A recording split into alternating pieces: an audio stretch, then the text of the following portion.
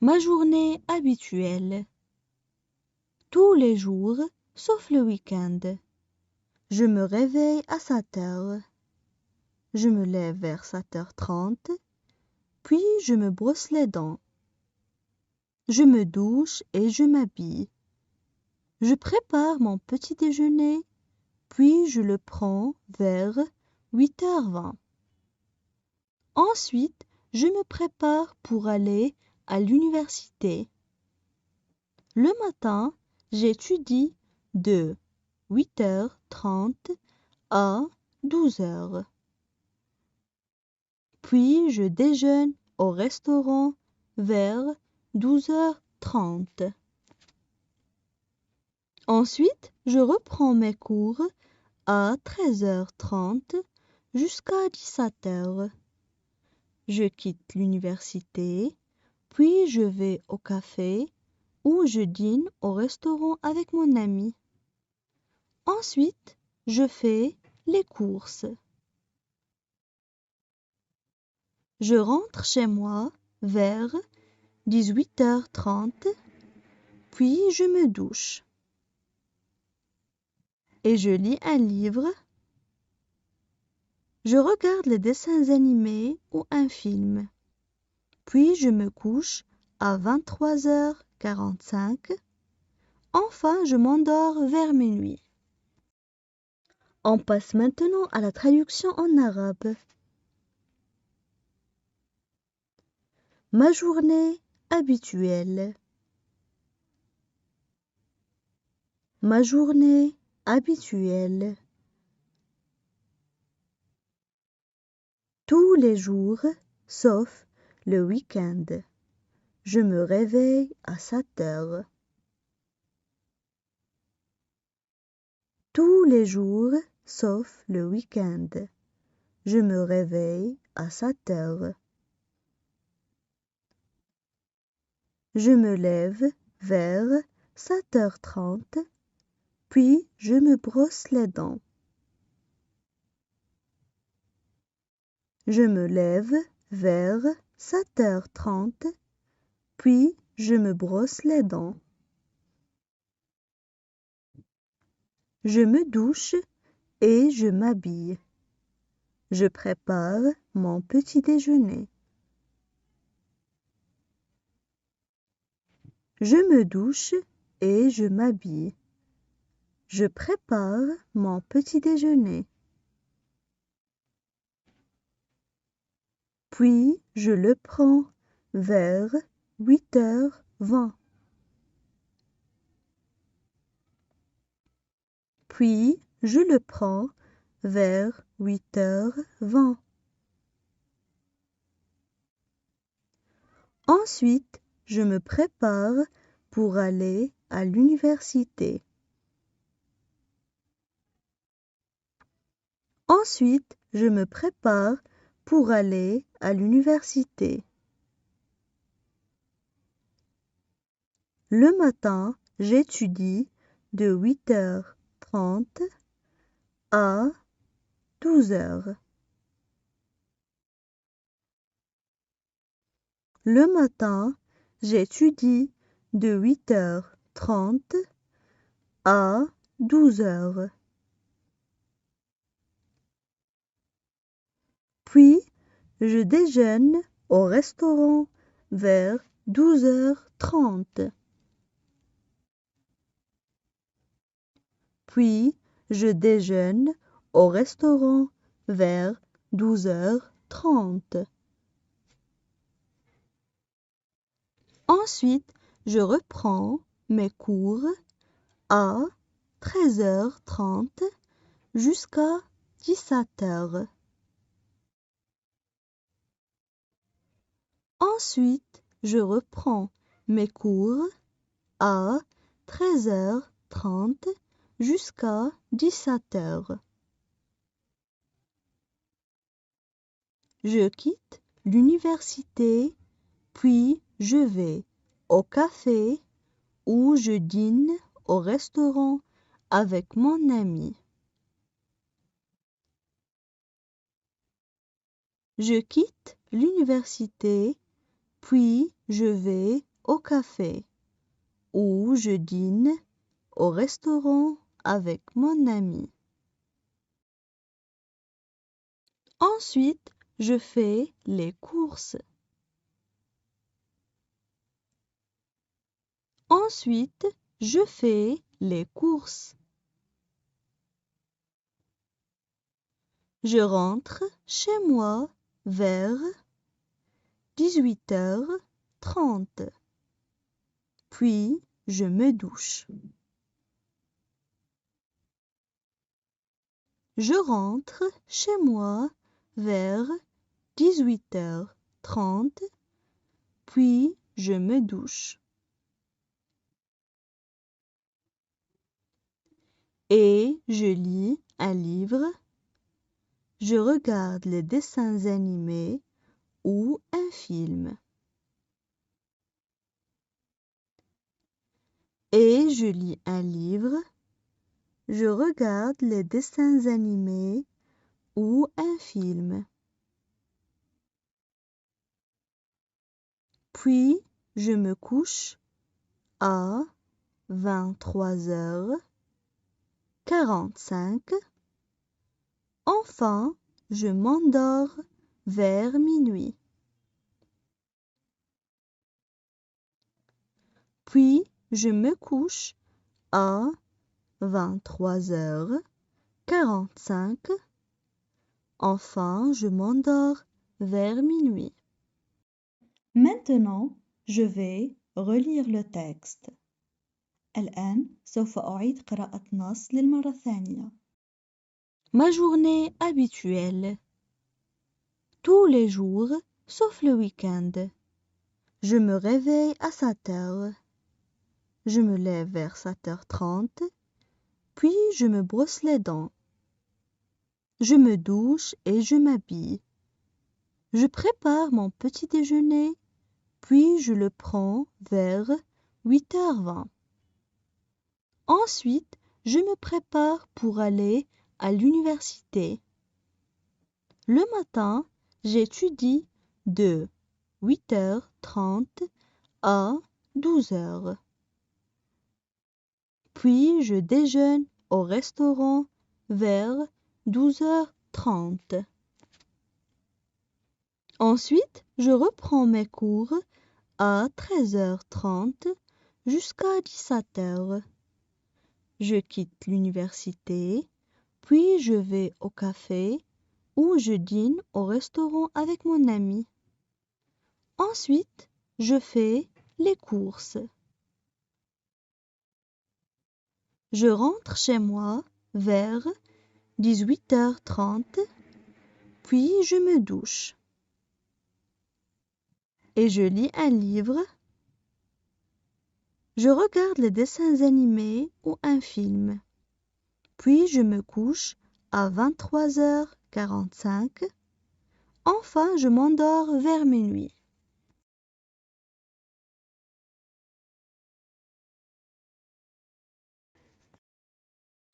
Juger autrui est facile. Le comprendre est difficile. Nous vivons dans un monde où, sans le vouloir, nous jugeons, nous critiquons, sans raison ou motif, puisque cela est facile. Juger est une manifestation banale qu'on exerce quotidiennement. On juge l'homme sans le connaître un minimum ou sans le connaître du tout. Mais est-ce qu'on a vraiment le droit de juger? Pourquoi on n'essaie pas de comprendre? L'homme de nature juge le monde. On juge autrui car il est autre que nous-mêmes. On cherche à assouvir notre soif d'arrogance, de supériorité, en jugeant les erreurs des autres. Nous jugeons l'autre sans connaître les raisons qui l'ont amené à ce choix. On juge sans avoir les compétences nécessaires dans le domaine ou l'impartialité. Prenons l'exemple d'un petit enfant âgé de 6 ans, vivant dans la rue et volant de la nourriture au marché. L'enfant sera jugé automatiquement. On dira qu'il est mal élevé, qu'il est un voleur. Or, si nous essayons de comprendre la situation, ce n'est pas vraiment de sa faute. La faute revient aux dirigeants du pays qui n'ont pas pris soin d'un de leurs citoyens, l'obligeant à voler dès son plus jeune âge pour survivre. Je pense personnellement que la plupart de nous, les humains, sommes des lâches. On se permet de juger les gens en disant les connaître. On ne suit pas le chemin difficile de la compréhension. Par peur de reconnaître nos torts, alors on juge parce que comprendre est difficile.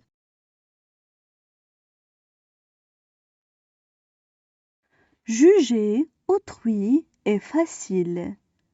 Le comprendre est difficile. Juger autrui est facile. Le comprendre est difficile. Nous vivons dans un monde où, sans le vouloir, nous jugeons. Nous vivons dans un monde où, sans le vouloir, nous jugeons. Nous critiquons sans raison ou motif, puisque cela est facile. Nous critiquons sans raison ou motif, puisque cela est facile.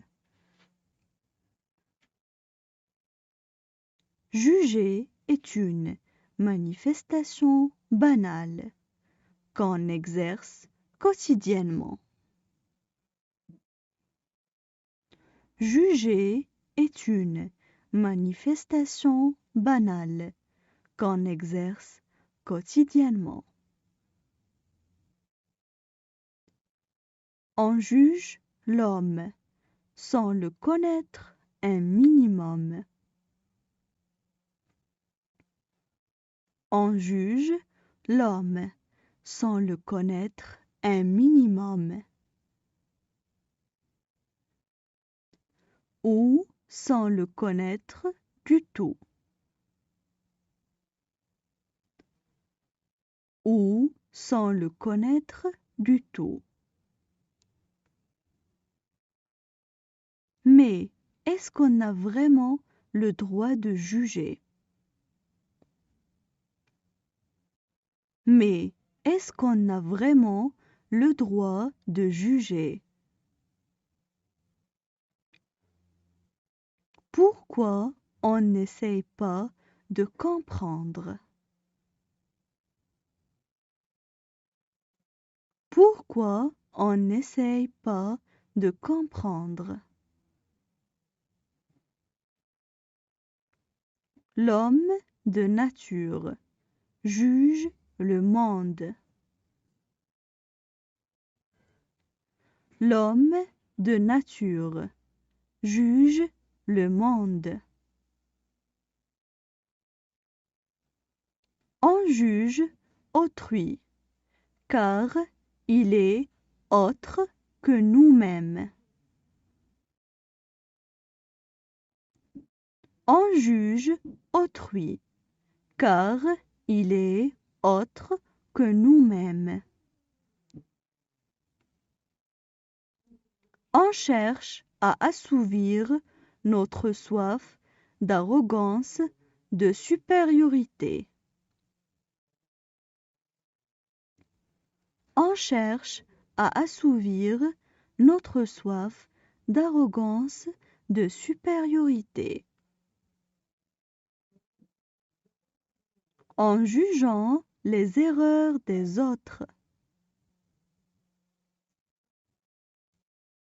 En jugeant les erreurs des autres. Nous jugeons l'autre sans connaître. Nous jugeons l'autre sans connaître. Les raisons qui l'ont amené à ce choix. Les raisons qui l'ont amené à ce choix. On juge sans avoir les compétences nécessaires dans le domaine ou l'impartialité. On juge sans avoir les compétences nécessaires dans le domaine ou l'impartialité. Prenons l'exemple d'un petit enfant âgé de 6 ans, vivant dans la rue. Prenons l'exemple d'un petit enfant âgé de 6 ans, vivant dans la rue. Et volant de la nourriture au marché. Et volant de la nourriture au marché.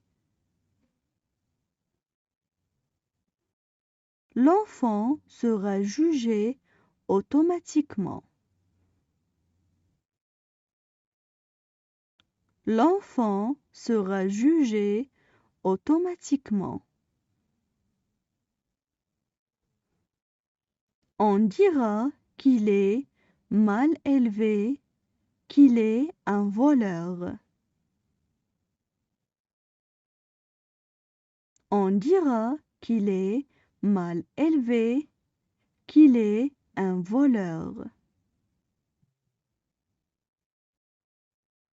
Or, si nous essayons de comprendre la situation. Or, si nous essayons de comprendre la situation. Ce n'est pas vraiment de sa faute. Ce n'est pas vraiment de sa faute. La faute revient aux dirigeants du pays. La faute revient aux dirigeants du pays qui n'ont pas pris soin d'un de leurs citoyens. Qui n'ont pas pris soin d'un de leurs citoyens. L'obligeant à voler dès son plus jeune âge pour survivre. L'obligeant à voler dès son plus jeune âge pour survivre. Je pense personnellement que la plupart de nous, les humains, sommes des lâches. Je pense personnellement que la plupart de nous, les humains, sommes des lâches. On se permet de juger les gens en disant les connaître. On se permet de juger les gens en disant les connaître. On ne suit pas le chemin difficile de la compréhension. On ne suit pas le chemin difficile de la compréhension. Par peur de reconnaître nos torts.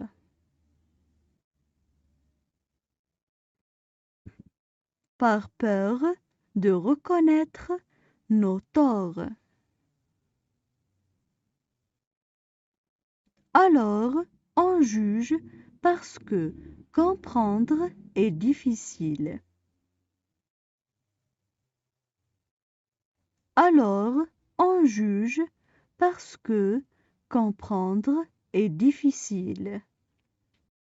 Maintenant, je vais relire le texte. الآن سوف أعيد قراءة نص للمرة الثانية. Juger autrui est facile. Le comprendre est difficile. Nous vivons dans un monde où, sans le vouloir, nous jugeons, nous critiquons, sans raison ou motif, puisque cela est facile. Juger est une manifestation banale qu'on exerce quotidiennement. On juge l'homme sans le connaître un minimum ou sans le connaître du tout. Mais est-ce qu'on a vraiment le droit de juger? Pourquoi on n'essaie pas de comprendre? L'homme de nature juge le monde. On juge autrui car il est autre que nous-mêmes. On cherche à assouvir notre soif d'arrogance, de supériorité, en jugeant les erreurs des autres. Nous jugeons l'autre sans connaître les raisons qui l'ont amené à ce choix. On juge sans avoir les compétences nécessaires dans le domaine ou l'impartialité. Prenons l'exemple d'un petit enfant âgé de 6 ans, vivant dans la rue et volant de la nourriture au marché. L'enfant sera jugé automatiquement. On dira qu'il est mal élevé, qu'il est un voleur. Or, si nous essayons de comprendre la situation, ce n'est pas vraiment de sa faute. La faute revient aux dirigeants du pays qui n'ont pas pris soin d'un de leurs citoyens, l'obligeant à voler dès son plus jeune âge pour survivre. Je pense personnellement que la plupart de nous, les humains, sommes des lâches. On se permet de juger les gens en disant les connaître. On ne suit pas le chemin difficile de la compréhension. Par peur de reconnaître nos torts, alors on juge parce que comprendre est difficile. La femme en l'islam. L'islam a honoré et valorisé la femme et lui a accordé une place de choix dans la société islamique. Par ailleurs, la charia islamique a doté la femme d'un statut qui lui était dénié non seulement au cours de la période pré-islamique, mais aussi jusqu'aux dernières décennies encore dans les sociétés non musulmanes. Cependant, il serait hasardeux de juger le statut de la femme en islam en se basant sur la mauvaise application des enseignements de la charia islamique ou sur la situation actuelle de la femme dans nombre de sociétés islamiques. Pour se convaincre de toute la considération que voue l'islam à la femme, il convient de porter un regard attentif sur la place de la femme dans les civilisations et les religions antérieures à l'islam. À travers l'histoire, la femme a été victime d'une grande injustice. Elle a été dépourvue de ses droits humains les plus élémentaires et fut souvent considérée comme inférieure à l'homme, tant sur le plan physique que moral.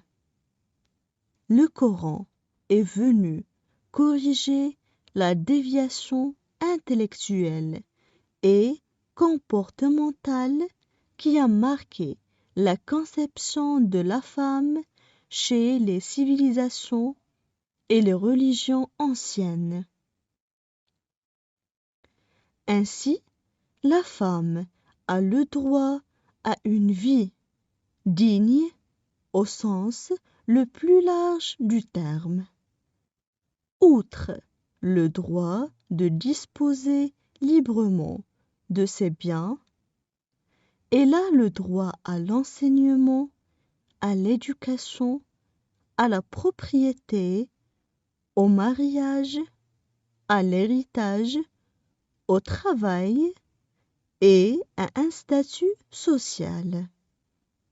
De fait, il n'y a pas de vie monacale en islam, et l'islam ne préconise pas le retrait de la vie sociale.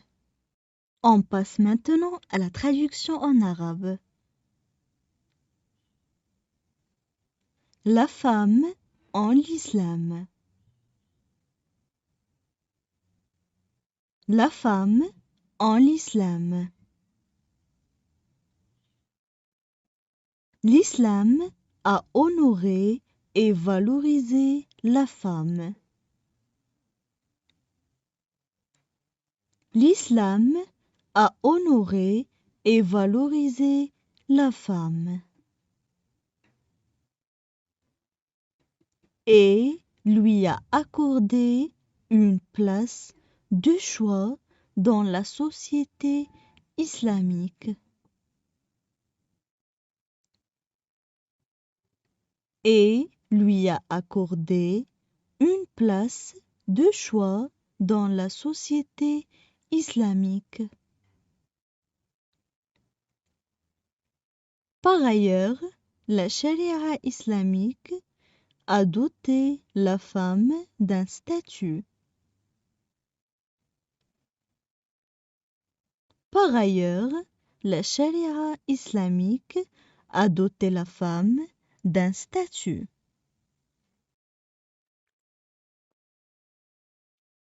qui lui était dénié non seulement au cours de la période pré-islamique,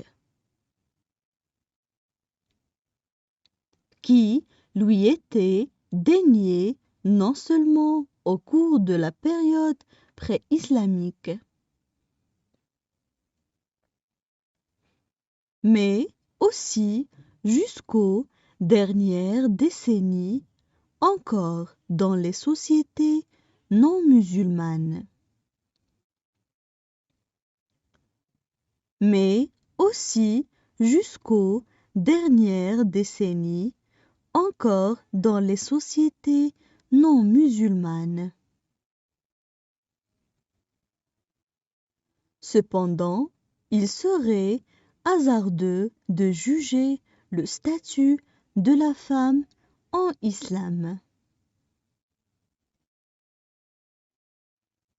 Cependant, il serait hasardeux de juger le statut de la femme en islam.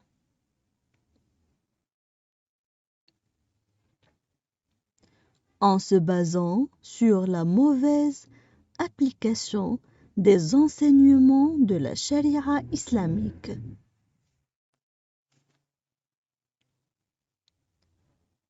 En se basant sur la mauvaise application des enseignements de la charia islamique. Ou sur la situation actuelle de la femme dans nombre de sociétés islamiques. Ou sur la situation actuelle de la femme dans nombre de sociétés islamiques. Pour se convaincre de toute la considération que voue l'islam à la femme. Pour se convaincre de toute la considération que voue l'islam à la femme. Il convient de porter un regard attentif sur la place de la femme. Il convient de porter un regard attentif sur la place de la femme.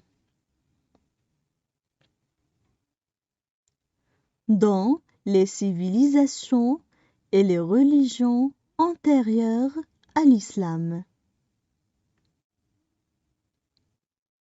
Dans les civilisations et les religions antérieures à l'islam.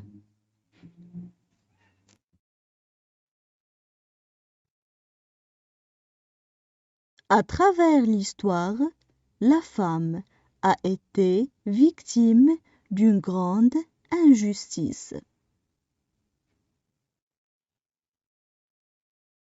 À travers l'histoire, la femme a été victime d'une grande injustice.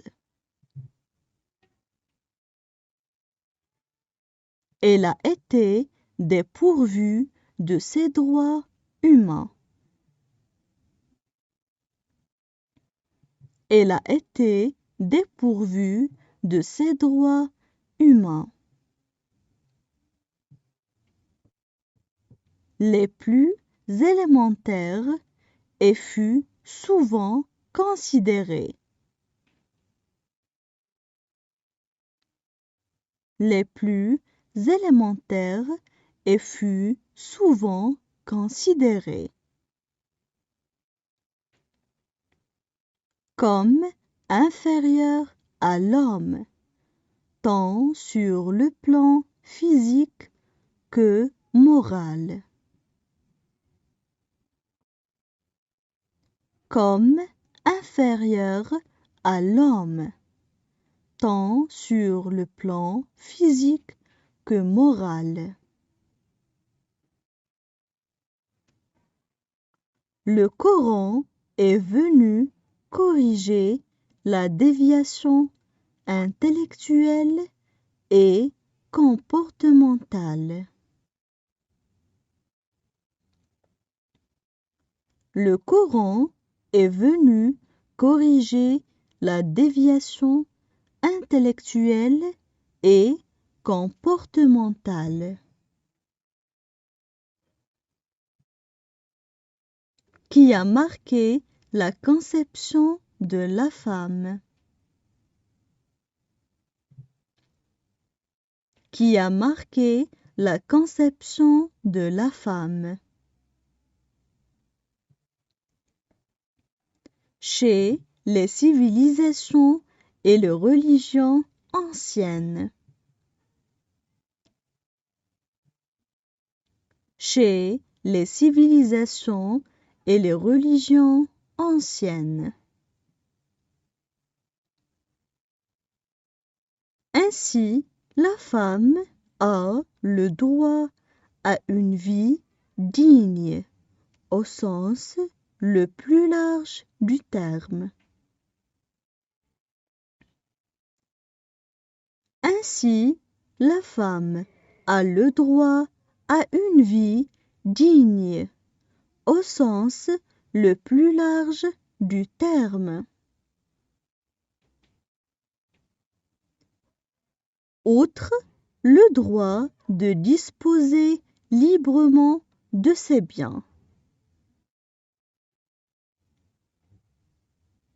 Outre le droit de disposer librement de ses biens. Elle a le droit à l'enseignement, à l'éducation, à la propriété, au mariage. Elle a le droit à l'enseignement, à l'éducation, à la propriété, au mariage. À l'héritage, au travail et à un statut social. À l'héritage, au travail et à un statut social. De fait, il n'y a pas de vie monacale en islam. De fait, il n'y a pas de vie monacale en islam. Et l'islam ne préconise pas le retrait de la vie sociale. Et l'islam ne préconise pas le retrait de la vie sociale. Maintenant, je vais relire le texte. الآن سوف أعيد قراءة نص للمرة الثانية. La femme en l'islam. L'islam a honoré et valorisé la femme et lui a accordé une place de choix dans la société islamique. Par ailleurs, la charia islamique a doté la femme d'un statut qui lui était dénié non seulement au cours de la période pré-islamique, mais aussi jusqu'aux dernières décennies encore dans les sociétés non musulmanes. Cependant, il serait hasardeux de juger le statut de la femme en islam en se basant sur la mauvaise application des enseignements de la charia islamique ou sur la situation actuelle de la femme dans nombre de sociétés islamiques. Pour se convaincre de toute la considération que voue l'islam à la femme, il convient de porter un regard attentif sur la place de la femme dans les civilisations et les religions antérieures à l'islam. À travers l'histoire, la femme a été victime d'une grande injustice. Elle a été dépourvue de ses droits humains les plus élémentaires et fut souvent considérée comme inférieure à l'homme, tant sur le plan physique que moral. Le Coran est venu corriger la déviation intellectuelle et comportementale qui a marqué la conception de la femme chez les civilisations et les religions anciennes. Ainsi, la femme a le droit à une vie digne au sens le plus large du terme. Outre le droit de disposer librement de ses biens, elle a le droit à l'enseignement, à l'éducation, à la propriété, au mariage, à l'héritage, au travail et à un statut social. De fait, il n'y a pas de vie monacale en islam, et l'islam ne préconise pas le retrait de la vie sociale.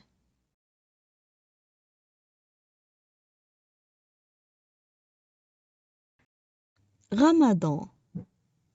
La période du Ramadan est un mois béni dans le calendrier musulman, puisqu'il s'agit du mois durant lequel le Coran a été révélé au prophète Mohammed. Toutes les prières et bénédictions d'Allah soient sur lui. Le fait de pratiquer le jeûne durant le mois de Ramadan est le 4e pilier de l'islam. Le jeûne est donc obligatoire durant cette période, pour les hommes comme pour les femmes, à partir de la puberté, exception faite des malades, des femmes enceintes, des femmes qui allaitent ou sont indisposées, ou encore des voyageurs. Dans certains cas, il est possible de reporter le jeûne. Dans d'autres, on compensera par des dons aux pauvres. Le Ramadan ne se caractérise pas uniquement par le jeûne. Cette période est celle de l'abstinence, de la bonté, de la charité et de la douceur. Le jeûne, qui concerne aussi bien la nourriture que la boisson, commence à l'aube et dure jusqu'au coucher du soleil. Ramadan est une période intense sur le plan spirituel. Elle permet également de reprendre conscience de la valeur de la nourriture et de la boisson. Le fait de ressentir la faim et la soif est une façon de se rapprocher de tout ce qui souffre. Le mois du Ramadan prend fin avec une belle fête, Eid al-Fitr. On passe maintenant à la traduction en arabe. Ramadan. Ramadan. La période du Ramadan est un mois béni dans le calendrier musulman. La période du Ramadan est un mois béni dans le calendrier musulman, puisqu'il s'agit du mois durant lequel le Coran a été révélé. Puisqu'il s'agit du mois durant lequel le Coran a été révélé. Au prophète Mohammed, toutes les prières et bénédictions d'Allah soient sur lui. Au prophète Mohammed, toutes les prières et bénédictions d'Allah soient sur lui. Le fait de pratiquer le jeûne durant le mois de Ramadan est le 4e pilier de l'islam. Le fait de pratiquer le jeûne durant le mois de Ramadan est le 4e pilier de l'islam. Le jeûne est donc obligatoire durant cette période. Le jeûne est donc obligatoire durant cette période. Pour les hommes comme pour les femmes, à partir de la puberté. Pour les hommes comme pour les femmes, à partir de la puberté. Exception faite des malades, des femmes enceintes. Exception faite des malades, des femmes enceintes. Des femmes qui allaitent ou sont indisposées, ou encore des voyageurs. Des femmes qui allaitent ou sont indisposées, ou encore des voyageurs.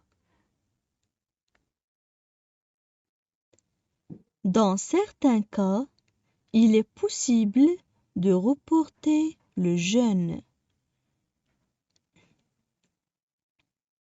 Dans certains cas, il est possible de reporter le jeûne. Dans d'autres, on compensera par des dons aux pauvres.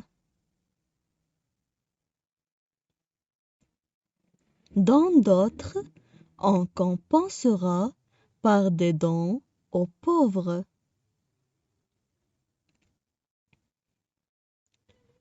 Le Ramadan ne se caractérise pas uniquement par le jeûne. Le Ramadan ne se caractérise pas uniquement par le jeûne. Cette période est celle de l'abstinence, de la bonté, de la charité et de la douceur. Cette période est celle de l'abstinence, de la bonté, de la charité et de la douceur.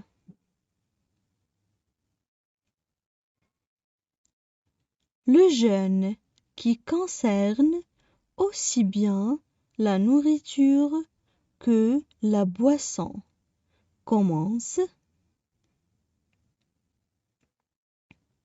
Le jeûne qui concerne aussi bien la nourriture que la boisson commence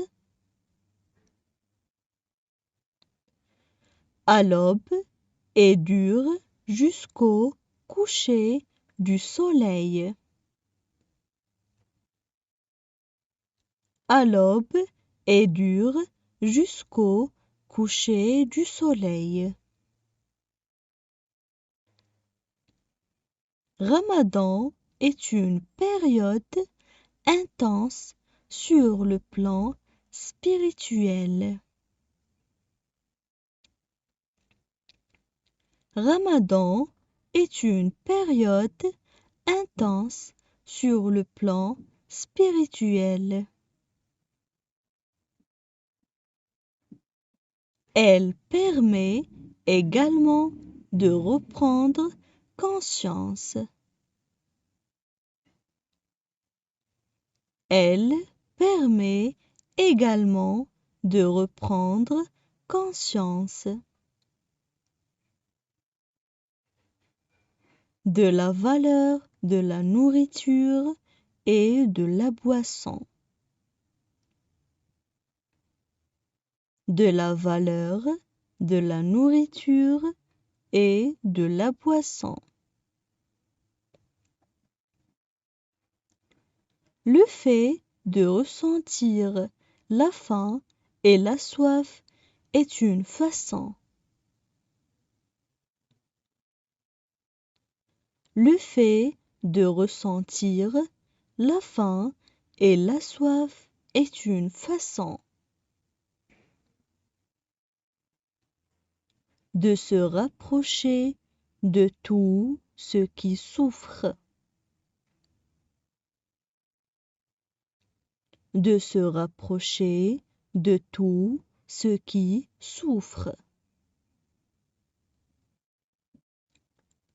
Le mois du Ramadan prend fin avec une belle fête, l'Aïd al-Fitr. Le mois du Ramadan prend fin avec une belle fête, l'Aïd al-Fitr. Maintenant, je vais relire le texte. الآن سوف أعيد قراءة نص للمرة الثانية. Ramadan. La période du Ramadan est un mois béni dans le calendrier musulman, puisqu'il s'agit du mois durant lequel le Coran a été révélé au prophète Mohammed. Toutes les prières et bénédictions d'Allah soient sur lui. Le fait de pratiquer le jeûne durant le mois de Ramadan est le quatrième pilier de l'islam. Le jeûne est donc obligatoire durant cette période, pour les hommes comme pour les femmes, à partir de la puberté, exception faite des malades, des femmes enceintes, des femmes qui allaitent ou sont indisposées ou encore des voyageurs. Dans certains cas, il est possible de reporter le jeûne. Dans d'autres, on compensera par des dons aux pauvres. Le Ramadan ne se caractérise pas uniquement par le jeûne. Cette période est celle de l'abstinence, de la bonté, de la charité et de la douceur. Le jeûne, qui concerne aussi bien la nourriture que la boisson, commence à l'aube et dure jusqu'au coucher du soleil. Ramadan est une période intense sur le plan spirituel. Elle permet également de reprendre conscience de la valeur de la nourriture et de la boisson. Le fait de ressentir la faim et la soif est une façon de se rapprocher de tout ce qui souffre. Le mois du Ramadan prend fin avec une belle fête, Eid al-Fitr.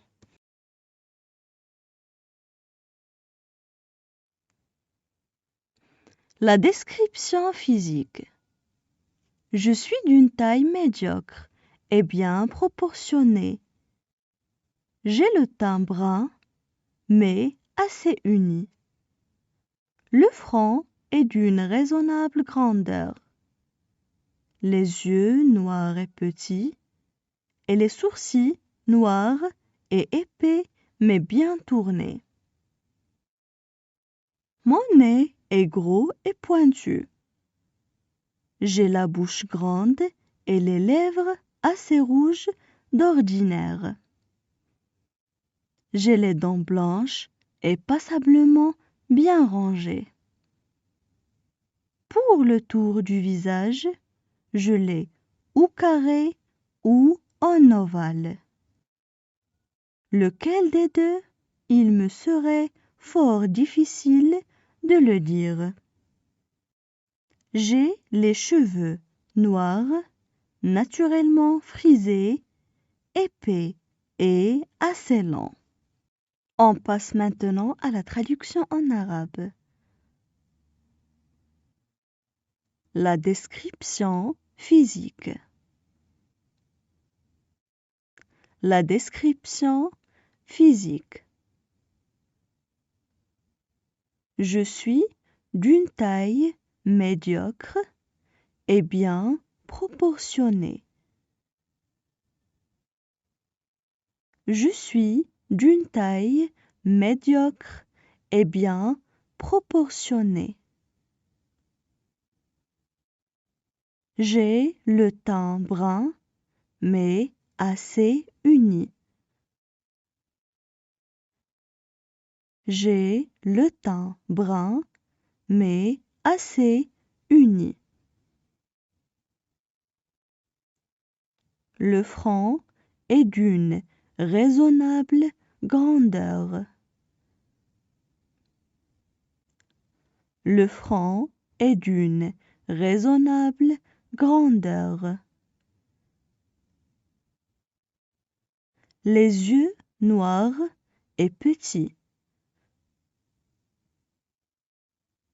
Les yeux noirs et petits.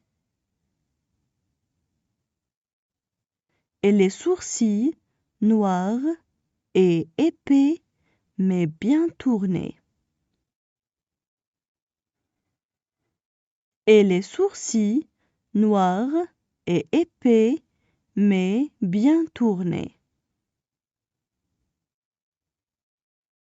Mon nez est gros et pointu. Mon nez est gros et pointu. J'ai la bouche grande et les lèvres assez rouges d'ordinaire. J'ai la bouche grande et les lèvres assez rouges d'ordinaire.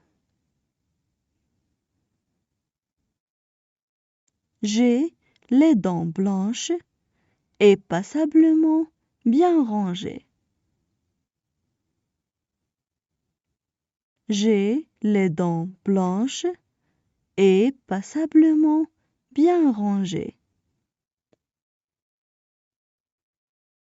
Pour le tour du visage, je l'ai ou carré ou en ovale. Pour le tour du visage, je l'ai ou carré ou en ovale. Lequel des deux, il me serait fort difficile de le dire. Lequel des deux, il me serait fort difficile de le dire. J'ai les cheveux noirs, naturellement frisés, épais et assez longs. J'ai les cheveux noir, naturellement frisé, épais et assez lent. Maintenant, je vais relire le texte. الآن سوف أعيد قراءة نص للمرة الثانية. La description physique. Je suis d'une taille médiocre et bien proportionnée. J'ai le teint brun, mais assez uni. Le front est d'une raisonnable grandeur. Les yeux noirs et petits, et les sourcils noirs et épais mais bien tournés. Mon nez est gros et pointu. J'ai la bouche grande et les lèvres assez rouges d'ordinaire. J'ai les dents blanches et passablement bien rangées. Pour le tour du visage, je l'ai ou carré ou en ovale. Lequel des deux, il me serait fort difficile de le dire. J'ai les cheveux noirs, naturellement frisés, épais et assez lents.